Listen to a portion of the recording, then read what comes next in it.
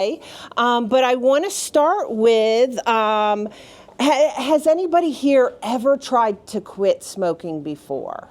Anybody ever tried to quit? Just raise your hand. Got a lot of people here. So has anybody been successful in quitting? All right, tell me what you did to be successful.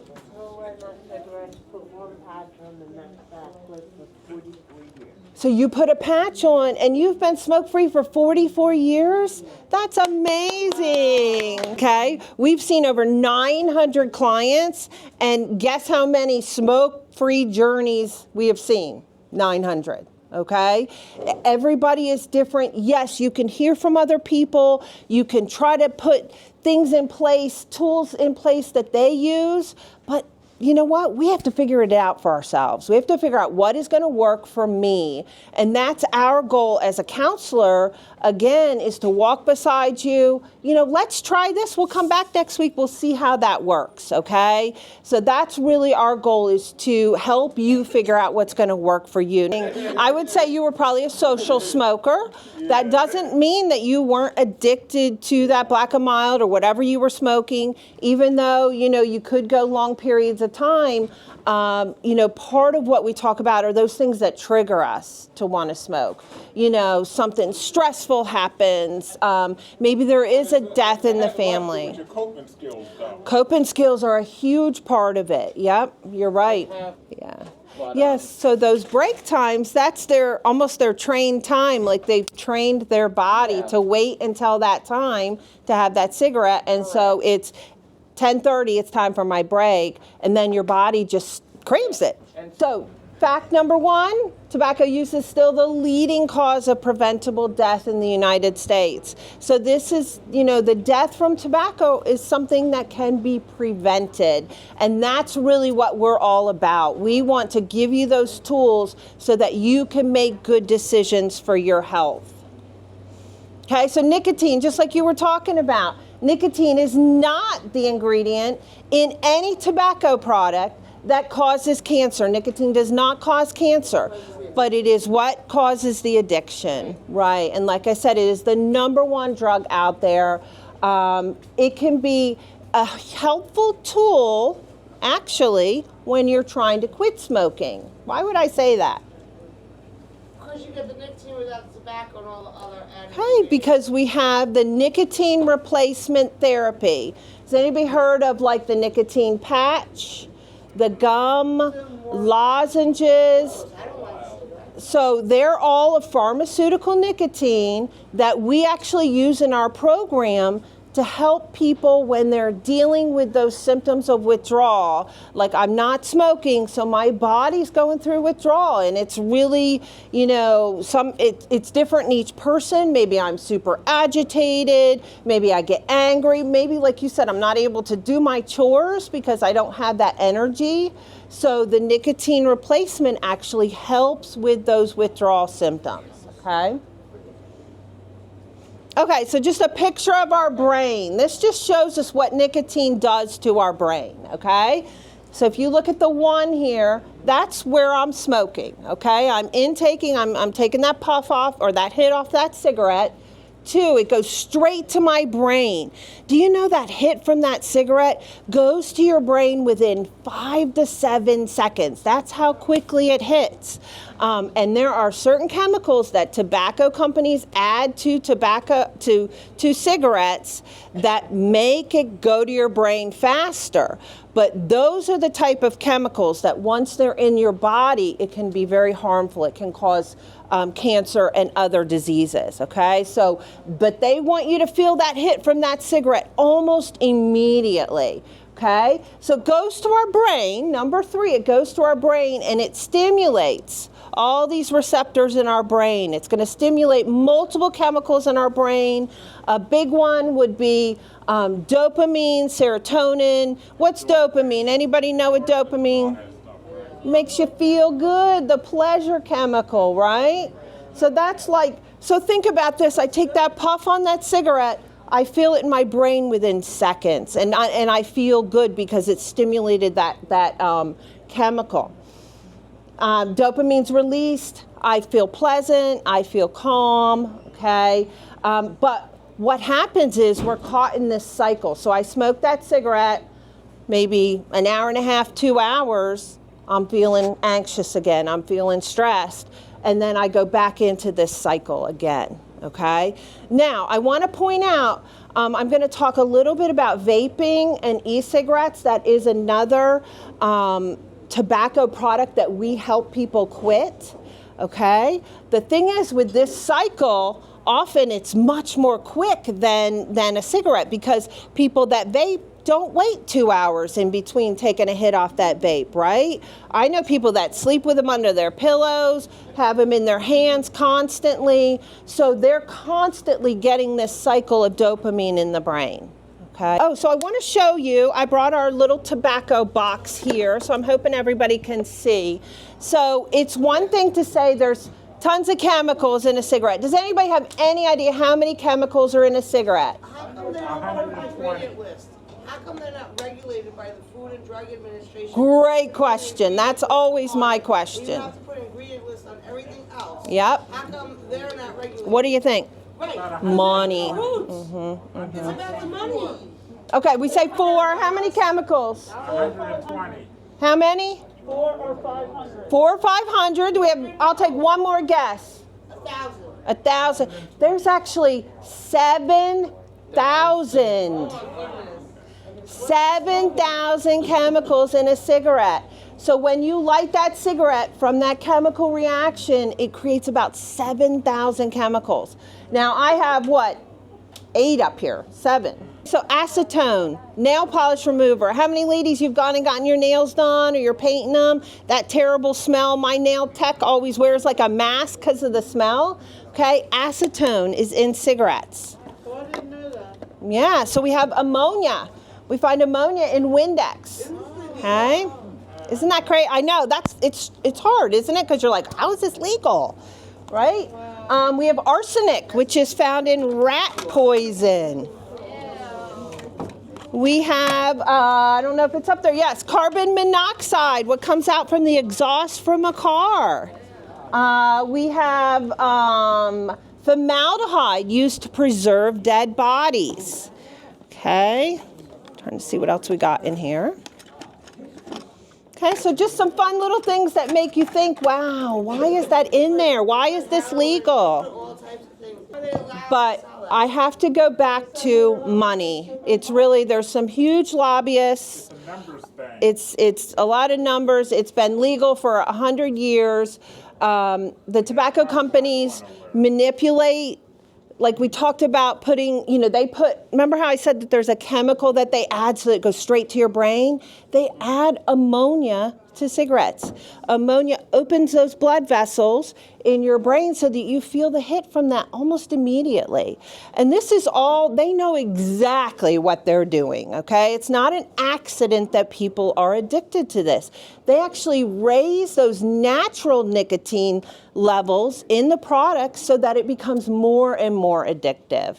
It's anything that I put into my lungs. Okay, so that's why we cover cigarettes, we cover e-cigarettes, chewing, any of those Zyn packs that you see. All of those have nicotine in them that makes them addictive. But when it comes to like vaping or cigarettes, anything that goes into my lungs that is not oxygen can be harmful. Okay, it can have other chemicals in it. It can have things that can hurt my lungs. Okay, now we know with cigarettes especially, remember those 7,000 chemicals, we know that can be very harmful for our bodies. That's proven. Okay, e-cigarettes, we're finding more and more out about that they have chemicals too. And again, you're breathing that into your lungs and it can be harmful for your lungs. Okay, so cigars and cigarillos, just again, a couple more products. Again, breathing those in, the combustion, the chemicals. Sometimes they're wrapped in tobacco leaves, so people think they're a little healthier. But again, they have these thousands of chemicals also. And often they're in much higher concentrations, you know, like a Black and Mild or a cigar. I think a Black and Mild is like 4-to-1 cigarette, so it's equal to about 4 cigarettes. A cigar can be upwards between 10 and 20 cigarettes based on the size of it. Often people are holding them in their mouth for a lot longer, okay? And then tar. Tar is something we didn't even talk about. I have a little tar jar here. Okay, if you look at this, it's filled to a little more than half. Okay, this is about the tar that goes into someone's lungs from smoking a pack a day for 1 year. It would be in a cigarette, it would be in that, you know, in the smoke. Okay, moving. All right, vaping. Everybody familiar with vaping, e-cigarettes? Okay, so there's many, I'm not going to get into. There's so many devices out there. There are ones that you can fill. There are disposable ones. I'm going to make like a blanket statement about vaping, okay? Vaping is a big question mark, okay? Again, I have to go back to putting something into my body, putting something into my lungs that could potentially harm me, okay? It's not oxygen, so I'm putting this in, and we don't know, and I say the big question mark because we don't know what is going to happen to somebody if they vape for 20, 30, 40 years, okay? Because people have not vaped for 20, 30, 40 years yet, so there are no long-term studies. But I can tell you what I have seen. I've seen people come to us that smoked and went to vaping and now cannot quit vaping. They're really struggling with quitting. So we know that vaping is addictive, okay? It has the nicotine in there. A lot of times the nicotine in vapes is much higher than you find in cigarettes. Okay, so that's another fact that a lot of people don't know. They'll come in, and if you have like one of those disposable devices, a lot of times it'll say, oh, this is 5,000 puffs. Well, we know that 200 puffs equals about the nicotine found in 1 pack of cigarettes. Okay, so it gets pretty alarming when you're figuring out how much nicotine people are putting in their bodies. For vape, but is it harmful for her to be around somebody that's smoking or vaping? What do we think about that? Yes. What's it called? Secondhand smoke. Good. So with cigarettes, it's secondhand smoke, and I'm going to tell you something that's going to blow your mind. There's also third-hand smoke, right? So third-hand smoke, so I'll back up. First-hand smoke is when I'm smoking, I'm inhaling that, it's going into my body. Second-hand smoke would be, maybe you're right next to me, maybe you're on the other side of the room, but I'm smoking in this room and you're breathing it in. So the chemicals I'm expelling out of when I'm breathing out, but they're also coming off of the tip from that cigarette, okay? So you're being exposed to that. Third-hand smoke, has anybody heard of that before? What is that? It's the residual, it's what has settled, okay? So again, if you were smoking in this room and let's just say there was a carpet, that chemicals will settle on the carpet, and then when I walk in here, what happens? I stir that up and I can breathe in that third-hand smoke, or I sit on that couch and you know that third-hand smoke can come out. And it does make sense because if you know anybody that drives and they smoke, you can see that film, right, on their dashboard. You can see it. You know the smell. They've actually done studies of someone who, let's say I had a coat on and I was smoking. I came in, I put my coat in my coat closet.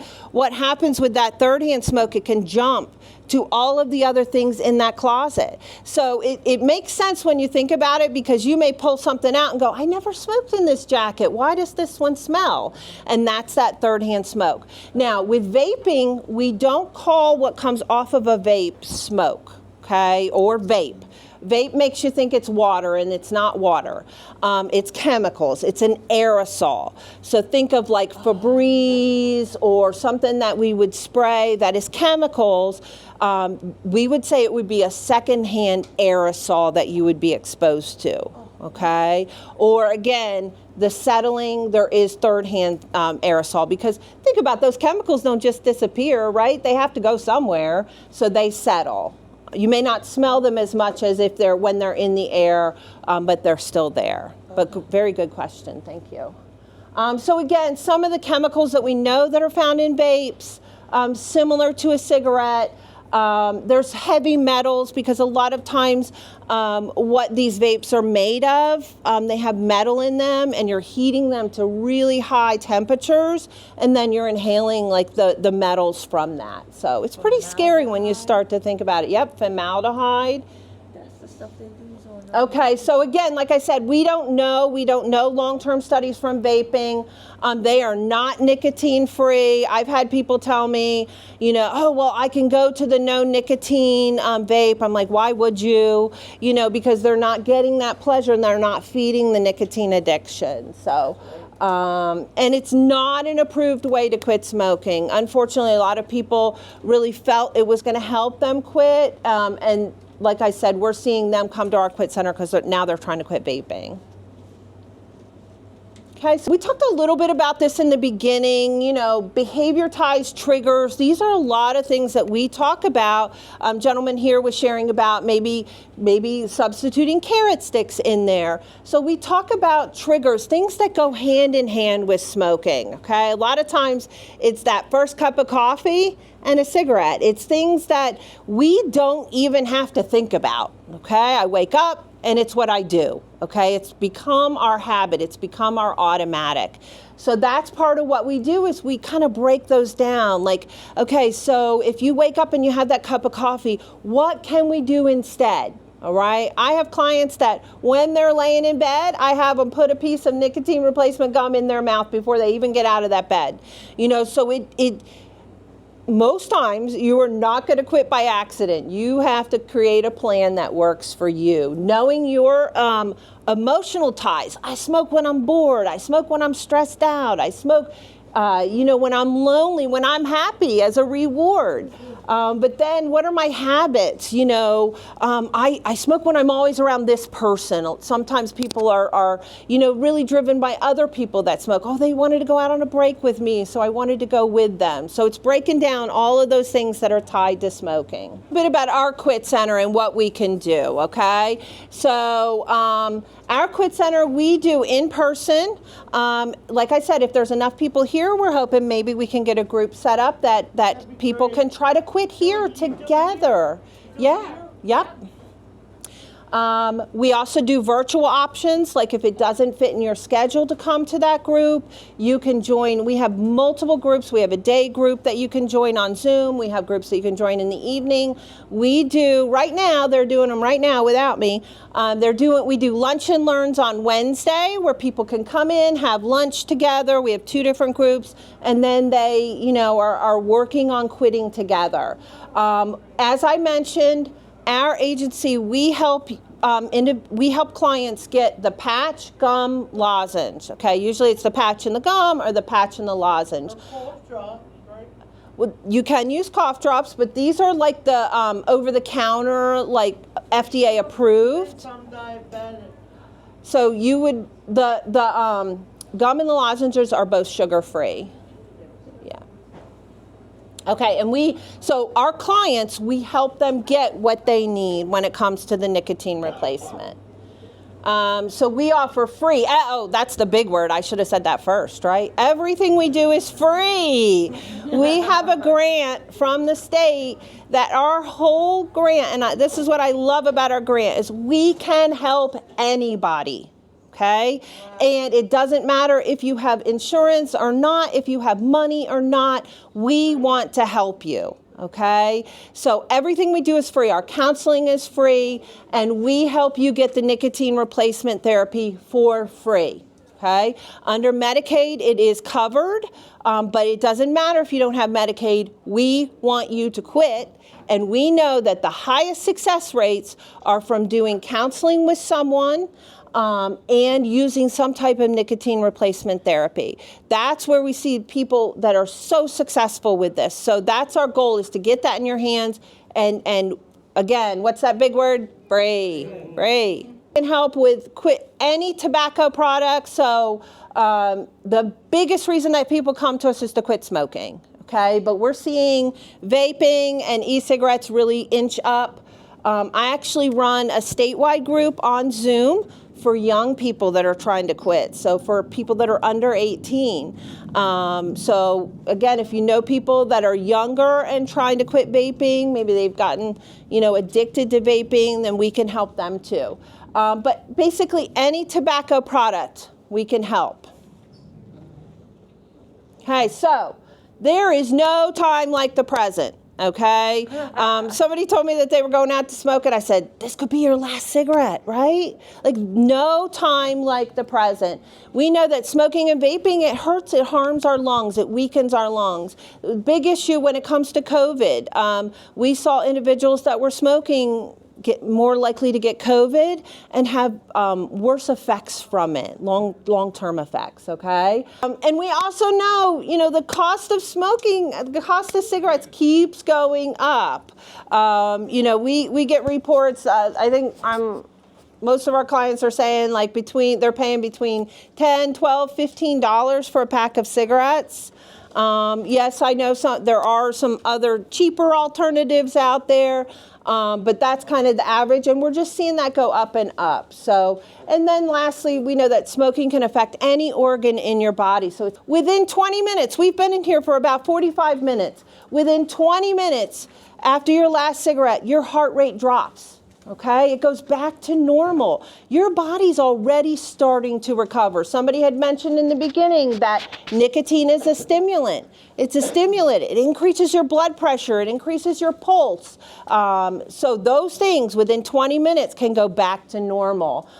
Within 12 hours, your level of carbon monoxide in your body will level out and go back to normal. 2 to 3 weeks, your risk of heart attack already, just 2 to 3 weeks when you've been quit, already starts to improve. And you could see, 1 to 9 months, 10 years, 5 years, your body wants to recover from this.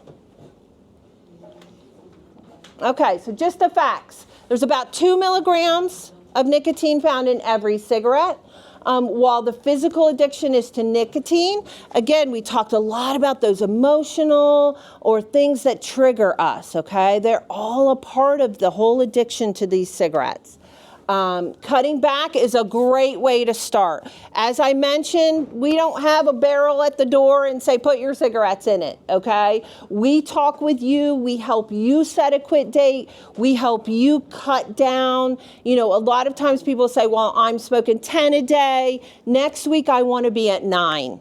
Okay, and that's our goal for them is that, week by week, we'll see them decrease because they're wearing the patch, they're using that gum, they're using those lozenges. So it makes it a little easier. They're coming to group and they're talking about things that frustrate them and make them want to smoke.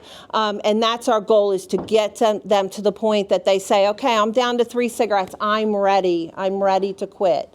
And that's, again, everybody's journey to that point is different. Weight gain, sometimes people worry about gaining weight when they quit. On average, it's about 4 to 6 pounds. That's, again, why we talk about putting those healthy things in, maybe having a carrot stick or a glass of water. Okay, so tobacco and mental health. We know that the effectiveness of certain medications while smoking tobacco products, it makes some of those medications go down. So we've actually had people come to us that are on different medications and been able to quit. They have to actually go back to their doctor, and their doctor has to reevaluate their medications, and often they can lower the doses, because go back to those 7,000 chemicals. I'm putting those in my body. That can be blocking the effectiveness of some of the meds that I'm taking. So we've seen people, actually greatly reduce the amount of medications that they have to take. And that's the really exciting part. That, along with scans that they get, blood work that they get, and see all of those numbers really improving the longer they stay quit. So the national average in New Jersey, national and New Jersey, the percentage of adults that smoke is right around, this is wrong, it says 14, it's right around 11%. Okay, but individuals with some type of behavioral health disorder or it almost doubles the amount of those individuals that are smoking.